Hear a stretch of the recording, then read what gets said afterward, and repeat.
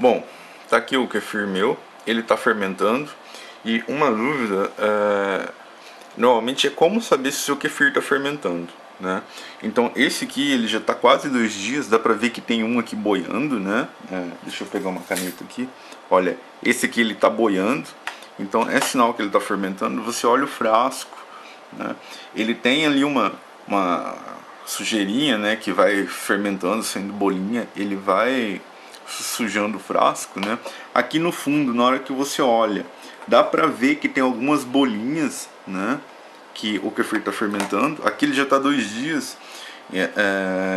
Então essa é uma maneira bem simples de saber que ele está fermentando. Tem outras maneiras, mas um pouco sofisticadas, né, que você consegue medir um pouco alguma coisa da fermentação. Por exemplo, aqui eu tenho uma proveta e dentro dela eu tenho um densímetro. Esse densímetro ele mede a densidade da solução de açúcar, né? Ou também conhecido como sacarômetro. Isso aqui é comprado, cervejeiros, o pessoal que faz vinho caseiro, hidromel usa bastante isso aqui, né? Você consegue medir o quanto de açúcar tem e o quanto que foi consumido, né?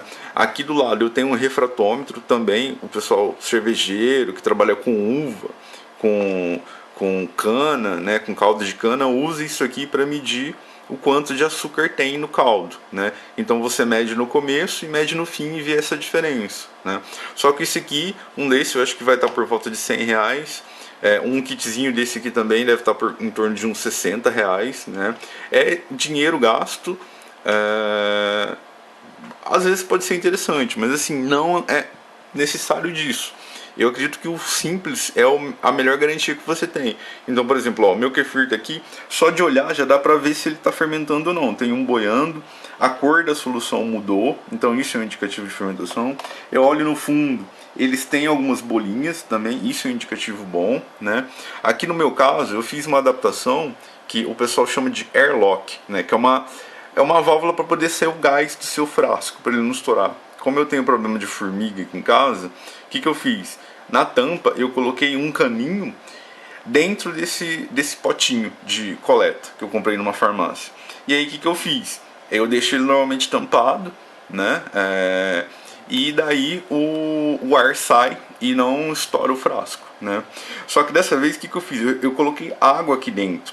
Então quando forma o gás lá dentro, o gás sai pela mangueirinha e começa a borbulhar na água. Então esse gás aqui que está formando é o gás resultante da fermentação. Então eu estou vendo que está fermentando, né?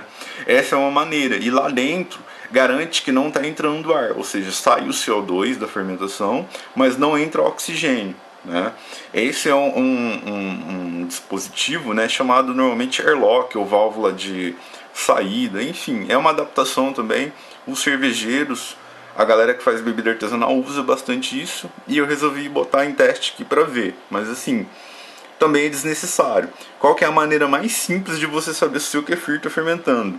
Olha, é experimentar o gosto e o cheiro, principalmente, são os dois indicativos, assim, que é batata. Às vezes com 12 horas ou mesmo com 6 horas você já consegue perceber isso.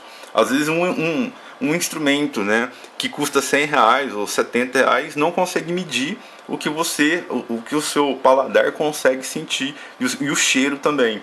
Então na hora que você destampa, eu vou ver se eu consigo destampar aqui, só um momento.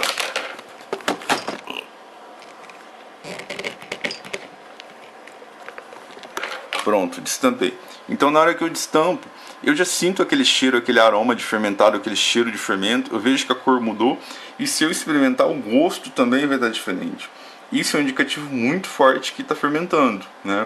Caso não esteja mudando o gosto nem o cheiro, ou o cheiro esteja estranho e o gosto esteja estranho, pode ser o sinal que não está fermentando, né?